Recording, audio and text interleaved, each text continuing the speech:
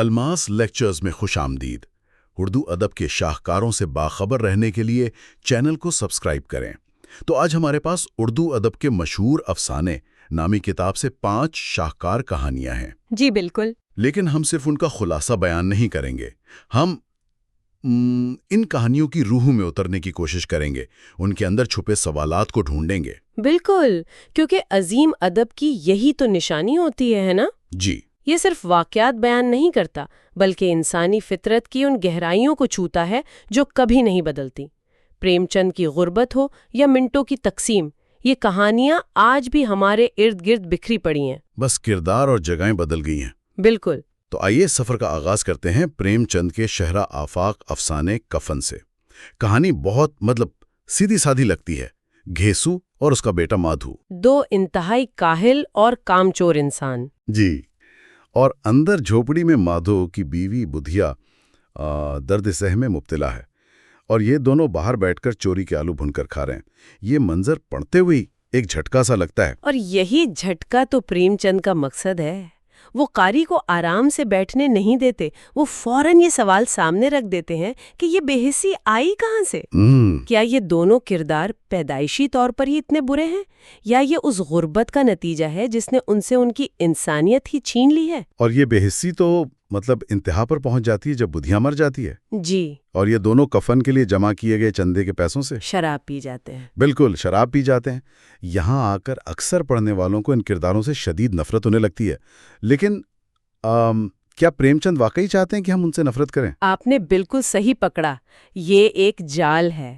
اگر آپ صرف گھیسو اور مادھو سے نفرت کر کے کتاب بند کر دیتے ہیں تو آپ پریم چند کے اصل مقصد سے چوک گئے۔ اچھا۔ جی، وہ ان کرداروں کے ذریعے اس پورے سماجی ڈھانچے پر فرد جرم عائد کر رہے ہیں۔ گھیسو کا وہ جملہ، وہ تو اس کہانی کی روح ہے۔ کون سا؟ جب وہ کہتا ہے، کیسا برا رواج ہے کہ جسے جیتے جی تن ڈھانکنے کو چیتھڑا بھی نہ ملے، اسے مرنے پر نیا کفن چاہیے۔ یعنی وہ سماج سے سوال کر رہا ہے کہ جس نے اس عورت کو زندگی میں عزت نہیں دی، وہ اب اس کی لاش پر دکھاوا کیوں کر رہا ہے؟ بالکل۔ لیکن پھر بھی ایک سوال ذہن میں آتا ہے، غربت اپنی جگہ، مگر ایک مرتی ہوئی عورت کے پاس نہ بیٹھنا، کیا یہ صرف حالات کا قصور ہے یا ان کرداروں کی اپنی انسانیت بھی مر چکی ہے؟ دیکھیں، یہاں پر ایک بہت دلچسپ نفسیاتی پہلو ہے۔ آج کل ماہرین نفسیات ایک چیز کی بات کرتے ہیں جسے اسکیرسٹی مائنڈ سیٹ کہتے ہیں۔ قلت کی ذہنیت؟ جی، یعنی جب کوئی انسان ہر وقت بھوک اور بقا کی جنگ میں رہتا ہے تو اس کا دماغ مستقبل یا اخلاقیات جیسی لگژری چیزوں کو سوچنے کے قابل ہی نہیں رہتا۔ واہ!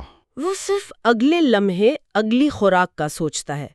پریم چند نے یہ نظریہ آج سے تقریباً 100 سال پہلے اپنی کہانی میں پیش کر دیا تھا۔ یعنی گھیسو اور مادھو برے نہیں، وہ اس نہ ختم ہونے والی غربت کے نفسیاتی مریض بن چکے ہیں۔ بالکل۔ واہ، یہ تو بالکل ایک نیا زاویہ ہے۔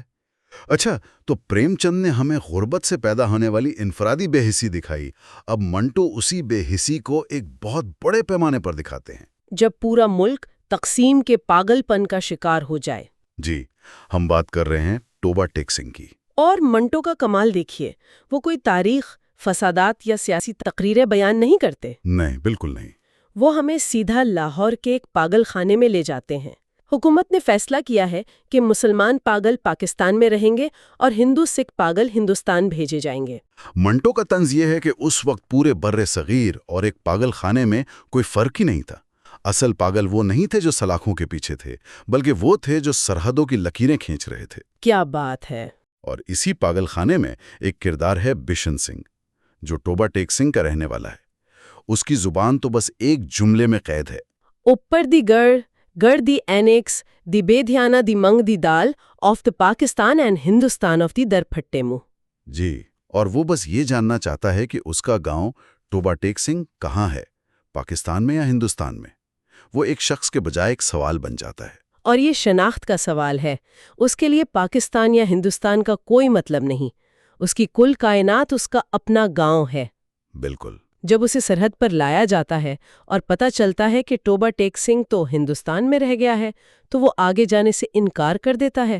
اور آخر میں وہ دونوں ملکوں کے بیچ خاردار تاروں کے درمیان ایک ایسی جگہ گر کر مرتا ہے جس کا کوئی نام نہیں۔ نہ وہ پاکستان میں ہے نہ ہندوستان میں۔ یہ منظر ذہن پر ہتھوڑے کی طرح لگتا ہے۔ وہ زمین کا ٹکڑا نو مینز لینڈ کہلاتا ہے۔ اس کی لاش ان دونوں ملکوں کے درمیان پڑی ہے اور کوئی اسے اپنانے کو تیار نہیں۔ لیکن ایک بات ہے، کیا یہ ممکن ہے کہ پاگل خانے کی علامت استعمال کر کے منٹو نے تقسیم کے حقیقی انسانی درد کو کچھ کم کر دیا ہو؟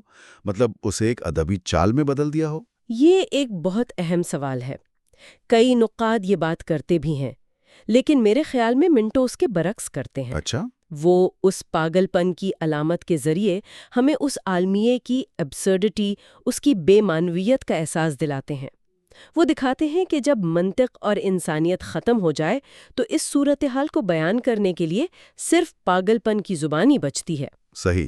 بشن سنگھ کی موت کسی ایک شخص کی موت نہیں، یہ ان لاکھوں روحوں کی موت ہے جنہیں تقسیم نے بے شناخت اور بے وطن کر دیا تھا۔ تو منٹو نے تقسیم کی کھینچی گئی لکیروں کی بے معنویت کو دکھایا، لیکن ان لکیروں نے گھروں اور خاندانوں کو جس طرح توڑا، خاص طور پر عورتوں کی زندگیوں کو۔ اس کی کہانی ہمیں راجندر سنگھ بیدی کے افسانے لاجونتی میں ملتی ہے۔ جی، یہ کہانی بھی تقسیم کے بعد کی ہے۔ مرکزی کردار ہے سندر لال، جس کی بیوی لاجونتی فسادات میں اغوا ہو جاتی ہے۔ اور سندر لال ایک سماجی کارکن بن جاتا ہے۔ وہ اغوا شدہ عورتوں کو اپناؤ کے نعرے کے ساتھ ایک تحریک چلاتا ہے۔ اور اس کی کوششوں سے لاجونتی واپس آ بھی جاتی ہے۔ بظاہر یہ ایک بہت ترقی پسندانہ قدم لگتا ہے۔ وہ اسے گھر لاتا ہے، اسے دیوی کا درجہ دیتا ہے۔ لیکن یہیں سے اصل کہانی شروع ہوتی ہے۔ جی، وہ اسے دیوی جی کہہ کر بلاتا ہے، اسے چھونے سے ڈرتا ہے کہ کہیں وہ میلی نہ ہو جائے۔ وہ اس کی ہر ضرورت پوری کرتا ہے، لیکن وہ اپنی پرانی شوخ ہستی کھلکھلاتی لاجونتی کو کھو دیتا ہے۔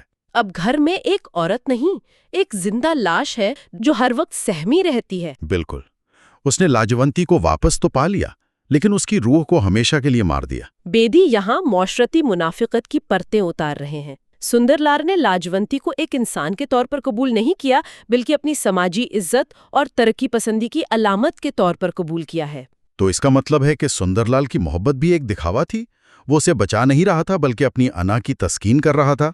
بالکل، ہمارا معاشرہ عورت کو یا تو پاک دیوی بنا کر پوجتا ہے یا داغدار کہہ کر ٹھکرا دیتا ہے۔ اس کے ایک عام انسان ہونے کے حق کو کوئی تسلیم نہیں کرتا۔ جی، یہ کہانی جسمانی زخموں سے زیادہ روحانی موت کی داستان ہے۔ یہ دکھاتی ہے کہ بعض اوقات اچھائی اور ہمدردی کا لبادہ اوڑھ کر کیا جانے والا سلوک بھی ظلم کی ایک شکل ہو سکتا ہے۔ بیدی نے گھر کے اندر کی منافقت کو بے نقاب کیا، لیکن غلام عباس اسی منافقت کو پورے شہر کے کینوس پر پینٹ کرتے ہیں۔ اپنے افسانے آنندی میں۔ جی، آنندی، یہ کہانی تو آج بھی ہر بڑے شہر کی حقیقت لگتی ہے۔ یقیناً، کہانی شروع ہوتی ہے جب ایک شہر کے شریف شہری مطالبہ کرتے ہیں کہ طوائفوں کے محلے کو شہر سے باہر منتقل کیا جائے، کیونکہ اس سے شہر کی اخلاقیات خراب ہو رہی ہیں۔ جی، حکومت ان کا مطالبہ مان لیتی ہے اور طوائفوں کو شہر سے میلوں دور ایک ویران جگہ پر بسا دیا جاتا ہے۔ اور پھر کمال ہوتا ہے، آہستہ آہستہ وہاں دکانیں کھلنا شروع ہو جاتی ہیں، سڑکیں بنتی ہیں، مسجد تعمیر ہوتی ہے، اور ایک پورا نیا شہر آباد ہو جاتا ہے جس کا نام آنندی پڑ جاتا ہے۔ اور سب سے دلچسپ بات یہ ہے کہ وہی شریف شہری جو اس برائی سے جان چھڑانا چاہتے تھے، اب اسی نئے شہر میں بھی پہنچنا شروع ہو جاتے ہیں۔ اور کہانی کا چکر تب مکمل ہوتا ہے جب کئی سال بعد نئے شہر آنندی کے شریف شہری پھر سے مطالبہ کرتے ہیں کہ طوائفوں کو یہاں سے بھی کہیں اور منتقل کیا جائے۔ یہ تو کمال ہے۔ غلام عباس یہ نہیں کہہ رہے کہ معاشرہ برائی کو ختم کرنا چاہتا ہے، وہ صرف اسے اپنی نظروں سے اوجھل رکھنا چاہتا ہے۔ یہ تو آج کی شہری منصوبہ بندی اور جینٹریفیکیشن کا ایک خاکہ ہے۔ ہم غریب بستیوں کو یا ناپسندیدہ علاقوں کو شہر کے مرکز سے ہٹا دیتے ہیں، یہ سوچ کر کہ مسئلہ حل ہو گیا، جبکہ ہم صرف مسئلے کا پوسٹل کوڈ بدلتے ہیں، اسے ختم نہیں کرتے۔ بالکل۔ آپ نے بالکل درست کہا۔ غلام عباس دکھا رہے ہیں کہ اخلاقیات کوئی جغرافیائی چیز نہیں ہے۔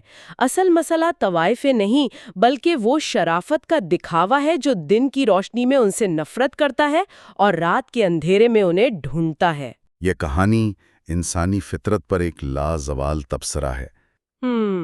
اچھا، اب تک ہم نے جن کہانیوں کی بات کی وہ سماج، نظام اور انسان کی منافقت سے جڑی تھیں، لیکن ہمارا آخری افسانہ ہمیں ان سب چیزوں سے بہت دور لے جاتا ہے۔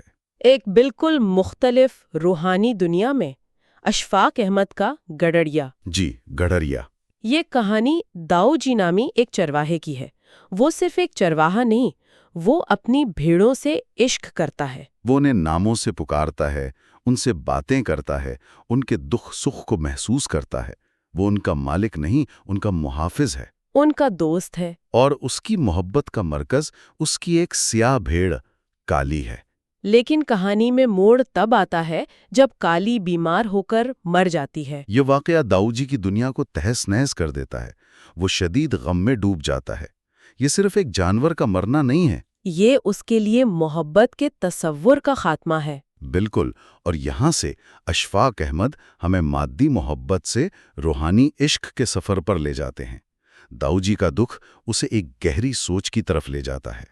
وہ یہ سمجھنے کی کوشش کرتا ہے کہ جس محبت کو وہ ابدی سمجھتا تھا، وہ اتنی عارضی کیسے ہو سکتی ہے؟ جی، اس کا ایک بھیڑ سے لگاؤ جو صوفی اصطلاح میں عشق مجازی کہلاتا ہے، اسے ایک بڑے اور وسیع تر عشق یعنی عشق حقیقی کی طرف لے جاتا ہے۔ تو کیا اس کا مطلب یہ ہے کہ کسی ایک چیز یا شخص سے شدید محبت ہی کائناتی محبت کا دروازہ کھول سکتی ہے؟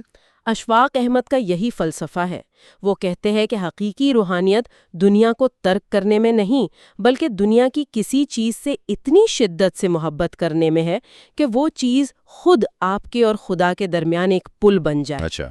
کالی کی موت سے داؤ جی کا دل ٹوٹتا ہے، لیکن اسی ٹوٹے ہوئے دل سے ایک ایسی محبت کا چشمہ پھوٹتا ہے جو صرف کالی کے لیے نہیں بلکہ کائنات کی ہر شے کے لیے ہوتا ہے۔ یہ نقصان سے حاصل ہونے والی روحانی بیداری کی کہانی ہے۔ جی، تو آج ہم نے 5 کہانیوں کا سفر کیا۔ کفن میں غربت سے کچلی ہوئی انسانیت، ٹوبہ ٹیک سنگھ میں تقسیم سے بکھری ہوئی شناخت، لاجونتی اور آنندی میں سماجی منافقت کے چہرے، اور آخر میں گڈریا میں محبت کی روحانی معراج۔ یہ سب کہانیاں اپنے اپنے انداز میں انسانی تجربے کی ایک تصویر پیش کرتی ہیں۔ اور ان سب میں مشترک بات یہ ہے کہ یہ کہانیاں ہمیں آسان جواب نہیں دیتی، یہ ہمیں بے چین کرتی ہیں، ہمیں سوچنے پر مجبور کرتی ہیں۔ یہی تو ادب کا اصلی کام ہے۔ جی، یہ ہمیں اپنے اور اپنے معاشرے کے بارے میں وہ سچ دکھاتا ہے جسے ہم شاید دیکھنا نہیں چاہتے۔ اور یہ ہمیں ایک آخری اہم سوال پر سوچنے کے لیے چھوڑ جاتا ہے۔ یہ تمام مسائل، غربت، شناخت کا بحران، منافقت، محبت اور نقصان کا فلسفہ، یہ آج بھی ہمارے معاشرے میں موجود ہیں۔ شاید انہوں نے صرف اپنی شکلیں بدل لی ہیں۔ بالکل۔ تو سوال یہ ہے کہ آج کے دور کے ٹوبہ ٹیک سنگھ اور آنندی کہاں ہیں، اور کیا ہم انہیں پہچاننے کی ہمت رکھتے ہیں؟